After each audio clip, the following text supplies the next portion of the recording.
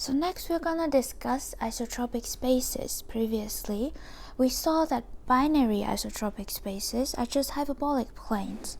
Now we will see that more generally, any regular isotropic space is gonna contain a component, a hyperplane. That is a hyperplane. Actually, it will have a decomposition as a direct sum of a hyperplane and its orthogonal complement. This then allows us to give every regular isotropic space a Witt decomposition. So here, after we got this hyperplane H, we can look at this component W. W must also be regular. Why is that? Well, let's say that there is a non-zero vector V in the radical of W. What does that mean? That means that V is orthogonal to every vector in W, but V being in W is also orthogonal to every vector in H. So we see that V, this little v, is orthogonal to every vector in big V. So this little v must actually lie inside the radical of V. And so V is not regular. That would be a contradiction. So we see that we cannot have that W is not regular, i.e. W must be regular.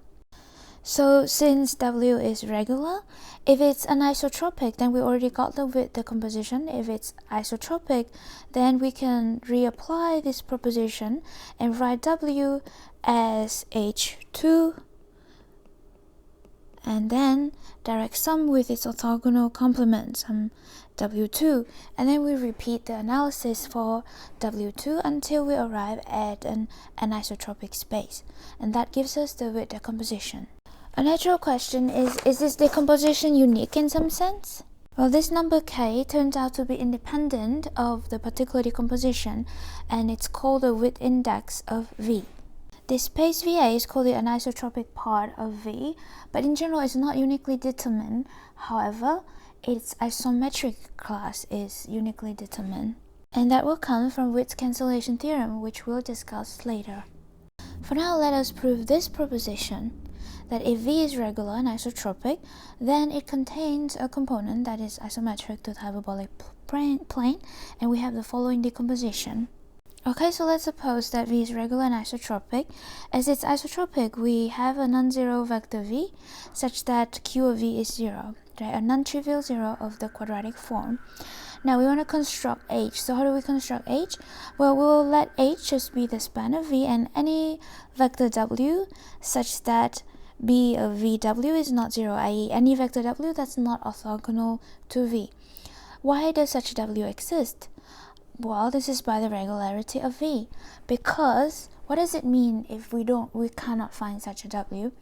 If there's no such W, that would mean that this little v is orthogonal to every vector in V, and that means that this little v lies in the radical, but we already said that this little v is non-zero, so that would be a contradiction because the radical of big V must be 0. Alright, so now we have constructed H. So why is H a hyperbolic plane? Well, because H contains an isotropic vector, and it's a binary space and it's isotropic. So by the previous discussion, it must be the hyperbolic plane.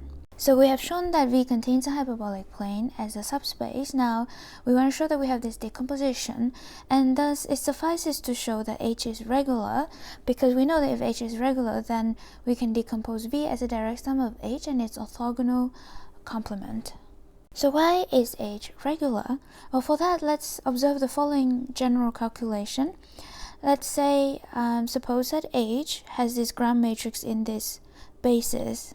Then we'll use the same idea we use with orthonormal basis,